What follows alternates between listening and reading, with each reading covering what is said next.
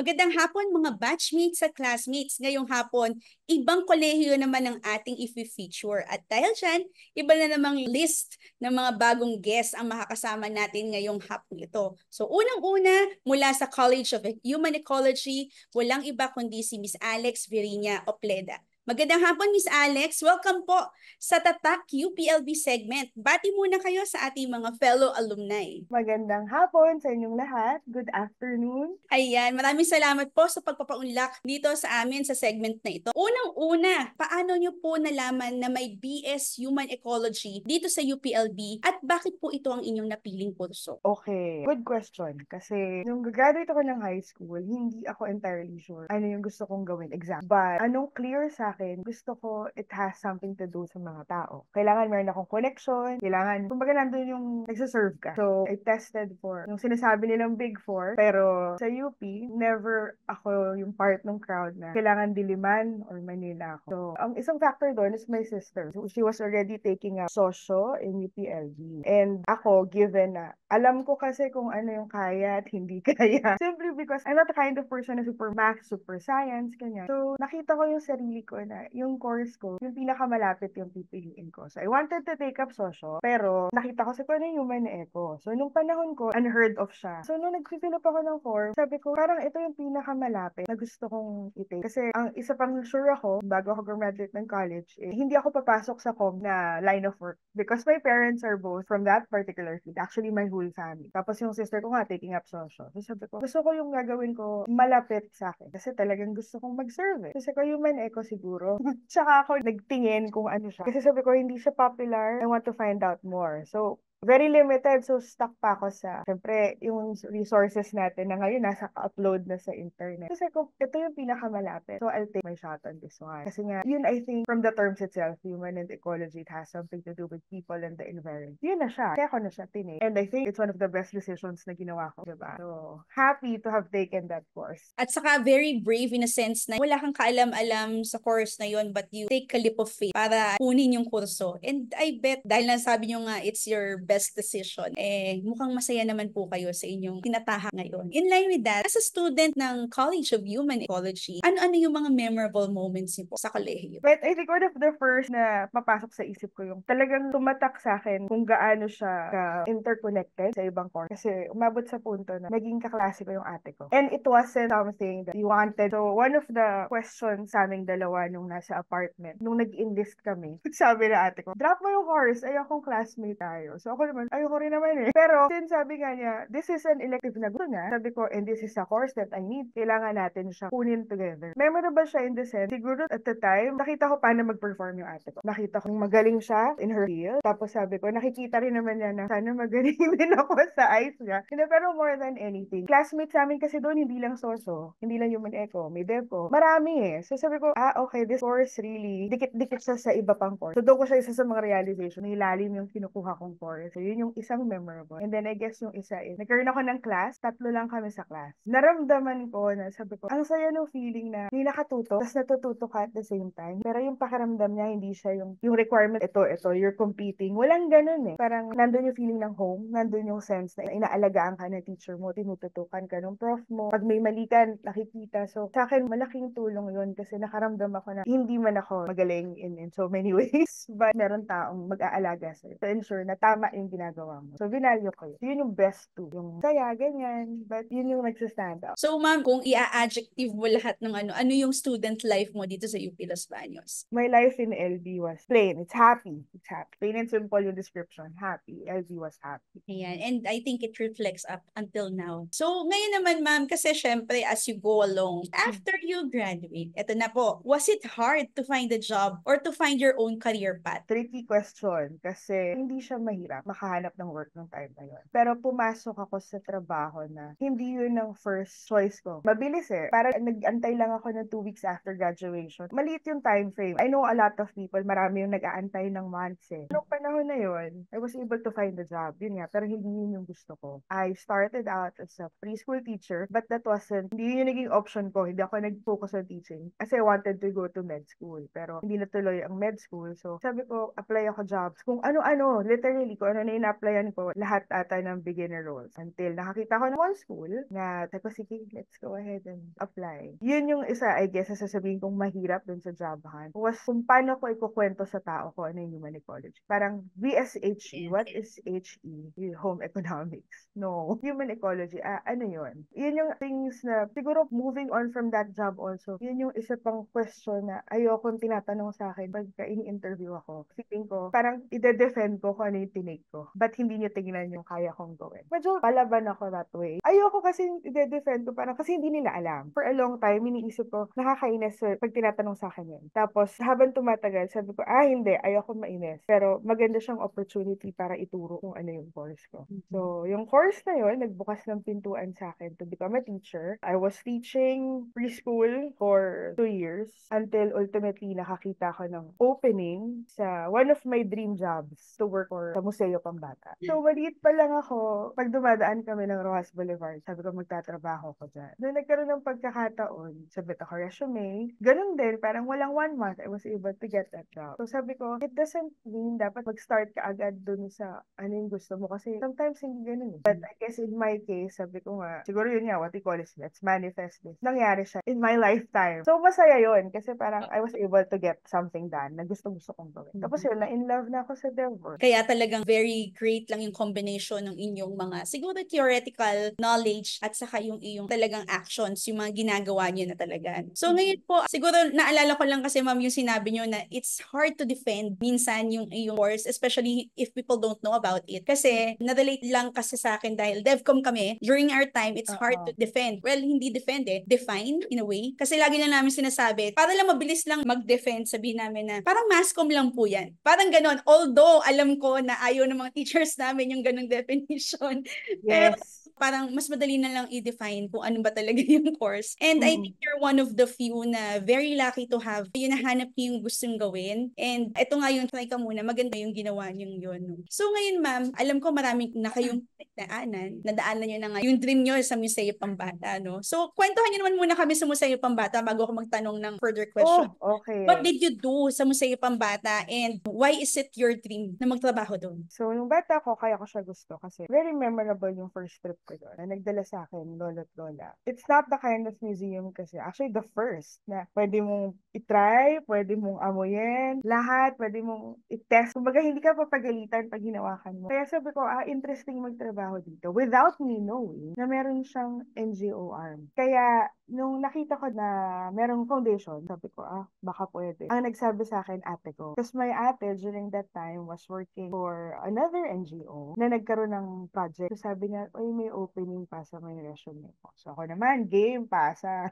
And ang naging trabaho ko doon, naging Children's Advocacy Program Coordinator. Again, I'm going in on this blindly. Ang alam ko lang, it's for kids, it's for children's rights. Nung ini-interview na ako, in-explain sa akin yung job. So the job was I would be looking after the program kung saan merong 15 to 20 beneficiaries na part ng program ng museo, advocating human rights, literacy. So sabi ko, sige, kunin natin to. Tung time na yun, nagta-transition sila from a new batch to another batch. So, new batch baling hahawakan ko. Yung experience na yun, going through files of kids na on all areas, particularly the underserved ones, nakakita ka ng mga talent. Para kang talent scout. I guess, medyo mahirap kasi marami kang gustong kunin but you have to choose sino yung best, sino yung talagang magsistand out. So, nagkaroon ako ng 15 kids. A lot of them are from Parola, Tondo. Linggo-linggo, every Saturday, tinuturuan namin sila. Nagkakaroon kami ng workshop, dinadala namin sa outreach, tapos sila yung nagtuturo. Kasi one of the things na ginagawa namin silang peer educator. So, nagiging peer-to-peer yung approach. Ang daming nagbukas na opportunity sa akin. Kaya talagang super memorable siya sa akin kasi nakaka-experience ka ng natututo ka at your age, namamangha ka para kang bata. Ay, ganito pala yun.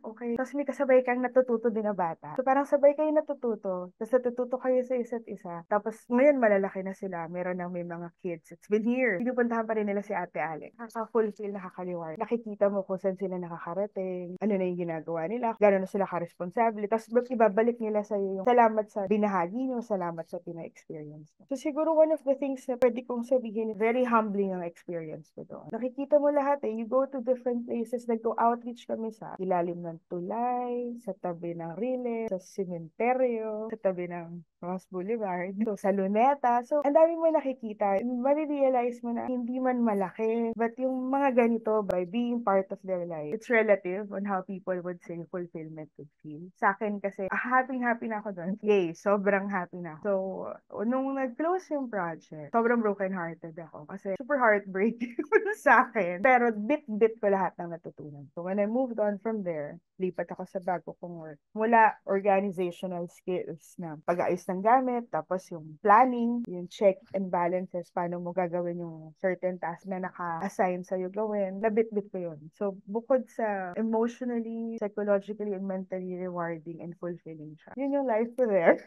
Ang sarap nang nakakatulong ka. Yung masaya ka na lang. Talagang, siguro that's the fulfilling part nun eh. Kasi masaya ka doon sa ginagawa mo. It doesn't feel like work. And bihira talaga makahanap talaga ng ganung na hindi ka stress in a way, no? Or happy for you. Nakuha mo yung dream mo. So, moving forward, ano ba yung ginagawa mo ngayon? And can you briefly share yung transition mo dito? Kasi sabi mo nga, from Museo Pambata, ang dami mong natutunan and it opened a lot of doors for you. So, what happened next after sa inyong career journey? Okay, so after Museo, parang ako nag-mentor ng kids na magka-college. Alam natin na marami Pilipino gusto mag-aral abroad. May iba na, alam natin those who can afford. Alam natin yung iba na gagawin lahat. So, naging college mentor, career advisor ng mga batang Pilipino na gusto mag-aral abroad. Well, gusto natin sila mag-aral dito. Yung thrust kasi ng company na pinagtrabahuhan ko is they leave local, they come home global. With that, I think yung mga nahawakan ko na kids, ginagawa nila yun ngayon. So, happy ako. There's one that's a filmmaker. Tapos, one of the kids I worked with, nakapasok dun sa Forbes. Tapos, meron akong kids coming back na they're doing really good in business. Tumutulong na nasa workforce na natin. So, sabi ko, ang unang fear ko kasi when I did that, baka hindi na mag-serve. And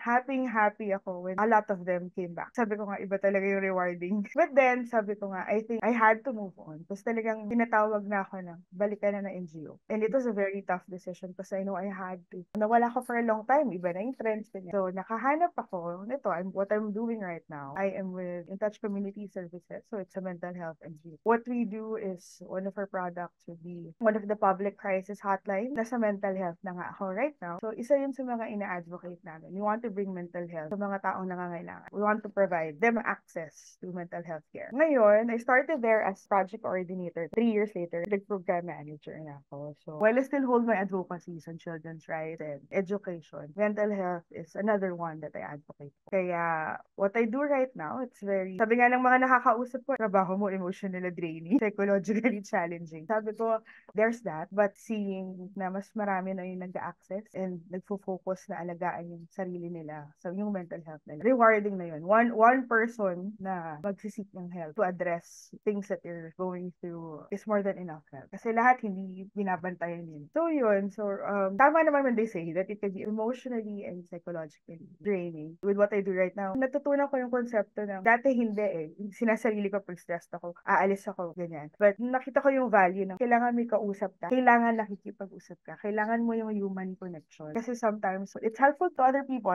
Let's recognize that. For people like me na nasanay sa nakikipag-usap, nung nakatulong siya, kasi na-unpack ko yun. And then, napapagpag ko yung things that I need to unpack and debrief on. And happy ako sa ginagawa ko. Makikita rin naman kasi kung stress ka, talagang nabubolt lahat, di ba? So, kita yun sa mukha mo. So, looking at you, hindi naman eh. Thank you. Mukhang wala namang ano eh, pinagdadaanan, kumbaga. Pero, kasi napaisip ako doon sa sinabi mo. No? So, baka siguro pwede ka magbigay ng advice sa ating mga fellow alum siguro and students na rin na might be going through mental health issues. Paano ba nila malalaman na mental health na nila yung dapat na maging concern nila? Based on the advices or the recommendations of the specialist, yeah, usually it's a psychologist. If you observe something within 2 weeks na pare-parehas yung nararamdaman seeking help. Kasi ako, I'm not so sure if you're the same, but some people would notice na bigla na lang ako nalulungkot. Pag na-observe mo na yung ganun example, take note of how long. Ang problem kasi I think with us, while we take note of that, we were raised differently. And relatively bago yung konsepto ng mental health. Nasasantabi pa siya, tipong, hindi, kaya ko to, wala lang to. Pero sa ibang tao, yung wala lang, mabigat na pala. Ako, I would suggest and recommend that if at any point, nararamdaman na ng ating students, ng ating alumni, yung mga signs na it's not their normal, out of their usual, seeking professional help. And siguro kailangan lahat tayo in it together na tatanggalin natin yung mental health stigma. Kasi mas marami yung tao na hindi na lang sila magpapatingin. Kasi pag may sinabi sila na nararamdaman ko to, either ini-invalidate yun na maliit na bagay. Pero when you look at it, for some people, yung maliit na bagay, malaki na yun. Mabigat na yun sa kanila. Or you have people saying na wala naman yan nung panahon namin. And that is very discouraging and invalidating. Kasi iba yung feelings ng ibang tao sa feelings mo. Sa panahon dati, sa panahon ngayon. Kailangan nga, when we encourage people na to seek help, hindi natin iisipin na may sakit agad sila or may something wrong. Parang sakit sa katawan yan eh. Pag may naramdaman ka, puntahan doktor, inom ka ng. Sa mental health, pag may naramdaman ka, puntahan ng makakatulong sa'yo, either a psychologist or a psychiatrist. Depende yan sa gaano ka complex yung nararamdaman. Getting help, I guess let's normalize that it's okay. It doesn't mean you are a bad person. It doesn't mean may kulang sa pagkatao. Getting help is making yourself your priority. Let's just watch out for the signs. And malaking bagay na may support group ka. Yun. Thank you for the reminder. Kasi alam ko, meron talagang mga tao na sometimes they use this as an excuse. Kaya minsan na-invalidate siguro ng ibang tao. Kasi yun nga, ginagamit na excuse ng iba even though they're not really feeling that. So medyo siguro ganun nga. Pero thank you for reminding us na to take care our mental health. And can you say that this is your advocacy now or too early to say? Right now, it's one of the, iba pa rin sa akin yung advocacy for children's rights and education kasi I think that's very important, lalo nung naging mommy ako. So, may bias factor because I have kids of my own and gusto ko yung buhay nila mas maayos. That's why in small ways that I can, I try to show them na, anak, this is how a certain thing go. Or when I go out and, for example, na pag-isipan. Normally kasi that's how my husband and I would do it. Magpapamigay kami ng pagkain on a weekend or pag birthday niya or Christmas sa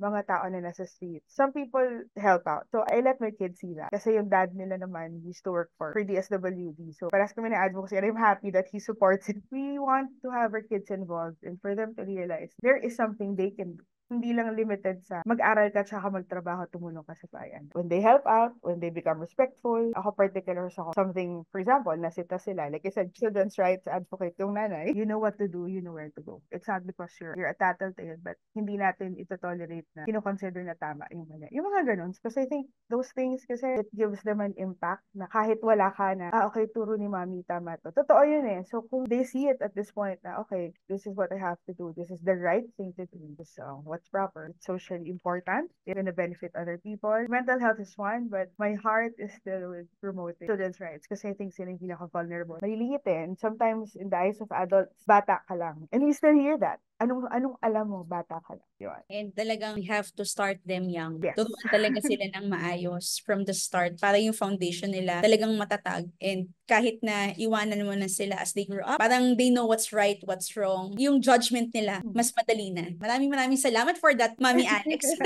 Ngayon naman, Ma'am Alex, how does it feel nakatanggap kayo ng award last year as a outstanding alumni? Given all your nangyari sa iyong career, how does it feel when you were called na ikaw ay isa sa mga outstanding? Alam mo, it's still very overwhelming. When I think about it, parang, totoo ba ito? Kasi when I was told I got it, parang sabi ko, sino bang mga kasama ko? Diba, nilabas na yung announcement. I got it, then nilabas na yung announcements ng different colleges sa LB. Literally, as in, what did I do to deserve? Ganun yung feeling. Kasi I feel like mas marami silang nagawa. Siguro, a good 3 days, kinokonsole ako ng mga tao dito sa bahay. I was happy. Don't get me wrong. Masaya ako when I got it. Siguro, gulat na gulat lang ako because parang kulang pa. What did I do to deserve? I feel like I should do more to earn it. it, but sabi nga ng daddy ko, tsaka ng mommy ko, you did something right. That's why you got it. And hanggang ngayon, sabi ko, maybe talagang may mga tao na nakakakita ng small things that you do. Kaya like I said, kanina, small things matter. Kasi when you put them all together, lumanak kita. It's rewarding. It validated the efforts that I do. Kasi feeling ko nga, may ginawa ka, pero hindi na kumpleto. For example, you want 100 packs na, well, for donation. Say, you want 100 pieces. Kinulang ka. You still went to push to donate those. It's kulang, pero you help where it's needed. You help with the best way you can. And you help. So yung 50 na yon, hindi man siya 100, that still is 50. So it's the small things, put them all together, it becomes something great and big. Overwhelming, yes. Rewarding, yes. Tapos ngayon, slowly, nakikita ka na people given the awards are recognized for their unique efforts in the field that they're doing. I'm grateful that I was given that award. Si Baby Obles sa aking windowsill. Pag tinitingnan ko yun, parang ngayon, it's a reminder that there is so much more that you can do. This goes beyond what you receive. You don't stop doing it because you received something. Ang goal ko right now is to give back to LB the best way I can in my capacity. So if there's anything, lagi ko sinasabi, if there's anything, and I always say this to whoever I talk to, you step in, you help. The pay it forward system. No matter how big, no matter how small, in the best way that you can. O, di ba? Napakagandang reminder for us. Yan tayong mga alumni na we still do what we do dahil yun ang tinuro sa atin ng university. Ito naman po, dahil malapit na mag-graduation, ano po bang maa-advise nyo sa ating mga new graduates, especially mga graduates from CHE? We have to remember na hindi tayo sabay-sabay ng growth. Hindi siya linear, hindi siya lahat pare-pareha. It's one of the things na realize ko as I was building my career. There were times na i-compare ko yung sarili ko sa kapwa LB graduate ko. Uy, shucks, ba't ang taas ng posisyon? Ang yaman na, ba't ang bilis? Ba't ang ganyan? Yun yung sabi ko na, teka lang, hindi kami pareha. So, totoo yung sinasabi nila and I think ito yung pinaka-advice ko. Hindi tayo pare-parehas ng pagkakataon mag-shine, tumalima ng something great. For some people, it can take time. For some people, it's almost immediate. But you will get the chance. Pero, apart from getting the chance, kailangan meron kang, ando pa rin yung believe mo sa sarili mo. Gagawin mo. Kasi hindi naman lagi ibibigay lang sa'yo. So, there has to be an equal effort. If you see it the way I would see it, and you feel like, okay, maybe this is not where I'm going. This is not what I'm supposed to do. Re-channel tayo. You have to be open to options. Kasi nga, hindi sa lahat ng pagkakataon masusunod ka. Hindi lahat yung plano mo masusunod. Kailangan you're open to options. Yun yung one advice. Another would be tanggapin yung reality na maybe this job is not for me. We all know the workforce is competitive. Minsan kasi, even if the job, yun yung gusto mo, but the environment is stressful and it's bad for you. Do you think it's wise to stay there? That's one. Another thing to consider, pag ganyan yung usapin natin, maganda, dream job mo to, pero nasa Quezon City, Tagalog, Banos ka. Isipin mo rin. There has to be some part of being practical. Kasi oo, it's rewarding, it's fulfilling, it's your dream job. But if it's physically gonna take its toll on you, you ask yourself again, worth it ba yun? Mahirap eh. When you think about it, that's one thing that we have to remember also. You have to recognize na hindi lahat rainbows and unicorns and glitters and sparkles. In the reality, pag nag-work ka na, you'll experience hardships and you have to be open to accept that, the fact that it's gonna happen. And then yung last siguro na pwede ko iwanan is allow yourselves to feel. Kailangan alam mong maramdaman nyo na, is this even worth it? Is this putting myself in a situation na I am sacrificing so much more? I'm going miles for something but it's not giving me that feeling na fulfilled ako, nagagawa ko yung gusto ko gawin. So may mga ganun. Let yourselves feel certain things. Kasi sometimes binablock mo nga yun eh. Ay, dead ma, pagod na ako pero kailangan ko tatapusin. Yung mga sinabi mo, very practical and talagang magagamit ng ating mga newly graduates. Even siguro yung ating mga fellow alumni. Kasi syempre minsan may times talaga na parang you need to reset kasi na-overwhelm ka na sa dami ng stress na natanggap mo. It's a great reminder for everyone na alagaan talaga ang sarili, lalo na yung iyong mental health. Kasi isa yan sa asset in a way kasi hindi ka naman makapag-perform kapag hindi ka okay, di ba? Yes. Ayan. Siguro So, to add to that, kailangan tandaan natin na there's no physical health without mental health. So, yeah. pag hindi ka nagpa-function Oo, mentally tama. okay, it affects physical health too. Yes. At saka 'di ba usually ang mga sakit, ang ugat talaga nan ay honestly stress talaga. Yan talaga Yes. yung bubunga That's yung true. mga sakit. So kailangan nating ingatan ng ating sarili para mas marami tayong matulungan. Saka yung gusto nating better future for our future generations. Anyway, maraming salamat Ma'am Alex for your time. It's really nice talking with you. Yung sharing mo sa amin sa iyong naging journey to student life, to career life, very inspiring. Though sinasabi nyo nga na dumating kayo sa point na parang feeling mo you're not enough. Naku po, you're enough. Para sa akin, marami kang natulungan ng mga bata na up until now, kids pa rin ang tawag mo, no? Hindi nawawala sa sistema mo na they're your kids kasi talagang in-embrace mismo yung iyong advocacy. So maraming salamat po ma'am, and we hope ang ating mga fellow alumni and our students, especially yung mag-graduate, ay maraming natutunan sa ating kwentuhan ngayon, and sana ma-inspire sila na magtrabaho na with honor and excellence plus service. Maraming salamat po Ma'am Alex. Ngayon naman po, pupunta tayo sa ating portion na lagi namin inaabangan, ang tatak shoutout. Ma'am Alex, pwede ba namin marinig ang inyong tatak shoutout? Ako si Alex Virino Pleda, Certified Tatak, UPLB.